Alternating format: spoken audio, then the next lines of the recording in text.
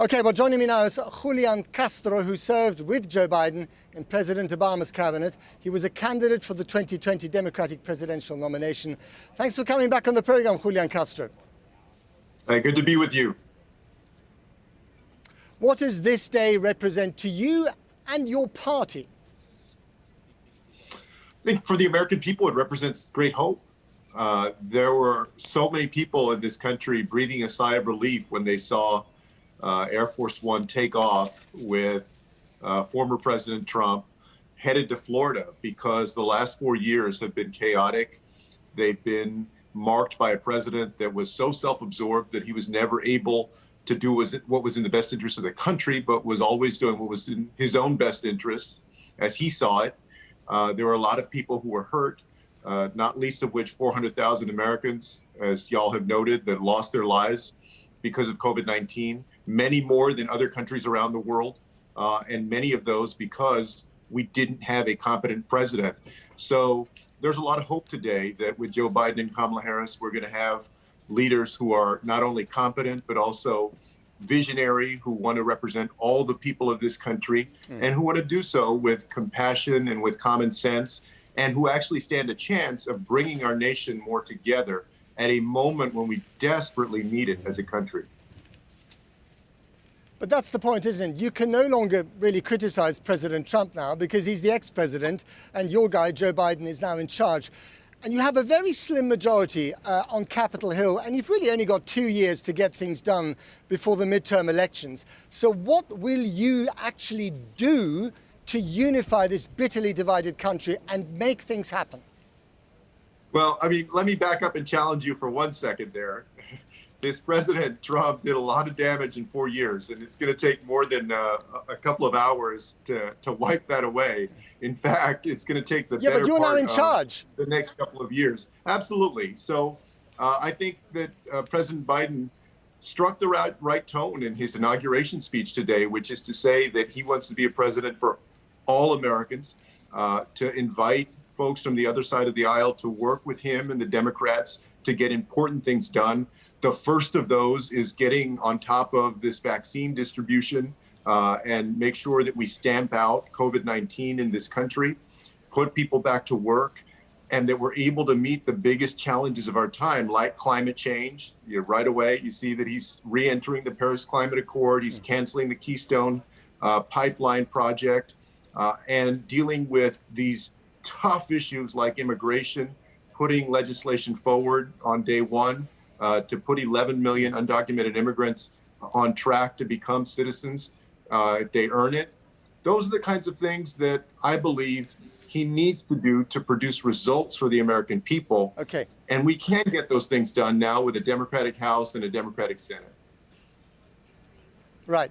He's going to be judged by his results. And I ask you this then, is there not a danger of having a distraction in the trial in the Senate of the last president when he should be getting on with all these other things?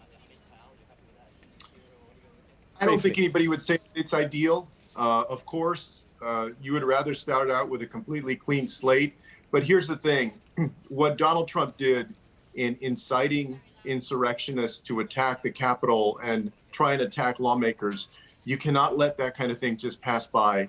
You need to send a very strong signal that that kind of behavior will not be tolerated in a democracy, because it's the kind of behavior that threatens our democracy in the long term. So as unfortunate as it is that this came right at the end of the term, I think it's worth doing. Okay, Julian Castro, thank you very much indeed. Well, I'm now joined by Republican Congressman Byron Donalds. He backed Donald Trump and voted against certifying the vote for Joe Biden, the election result. Congressman Donalds, thank you very much for coming on the program. Donalds, rather. Why on earth, explain this to me, why on earth did you vote against the mathematics of this election result, especially after the violence on Capitol Hill? I just can't get my head around that. Well, first of all, two things. I think it's important to understand that what I voted against was actually 2 votes, the Electoral College votes from 2 states, Pennsylvania and Arizona. The reason why I voted against those states is because it was clear to me that election law was violated in those states. And that's the key thing we got to remember, is that in our process, there is an ability for House members to object and Senate members to object to electoral college votes. This has actually happened in 2001. It happened in 2005, both of George W. Bush's presidential elections. It happened here as well. Now, the important thing to understand is that even though I did and I voted against 2 of those states, even though we confirmed the other 48 states, actually all 50 states were confirmed, I was also at the inauguration today. We have a constitutional process here in America. It was followed, and now we have a new president. So you now accept that President Joe Biden is indeed your president, even though you didn't accept the result? Well, first of all, yeah, except he's president. He just took the oath of office. We just went through the transfer, peaceful transition of power. That's what we do here. And so, of course, he is the president of the United States. I respect that. But now becomes the work of governing for the American people.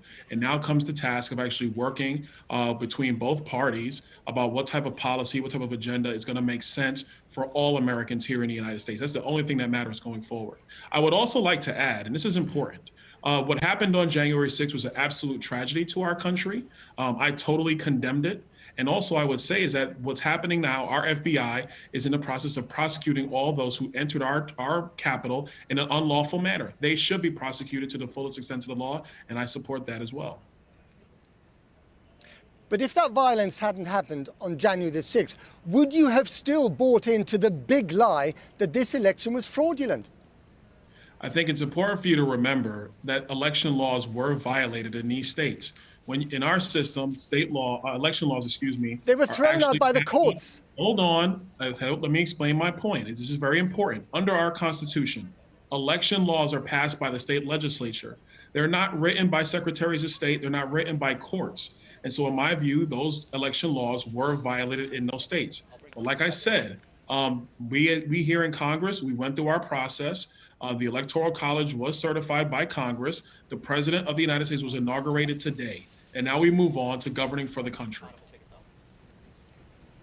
Very briefly and finally, President Biden stretched out the hand of unity and friendship today to people like you. Will you grasp it? Of course. You know, I think, look, we are allowed to have disagreements in this country. We're allowed to do all those things. The things what we never support, the thing I will never support, never condone, is violence based out of disagreements.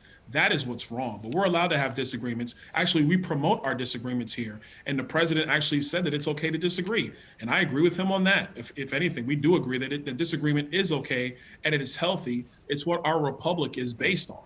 So if there's opportunities to work with this new president on things that we can agree on that are going to benefit the American people, so be it. But if there are things that come up that I have a disagreement with, like rejoining the Paris Climate Accords, I'm going to disagree with the president on. And there's going to be some of my colleagues who are as well. That's how our republic functions. I think what is a discredit is to insinuate that the only way to have unity is to all move in lockstep and agree on everything. That is simply not true.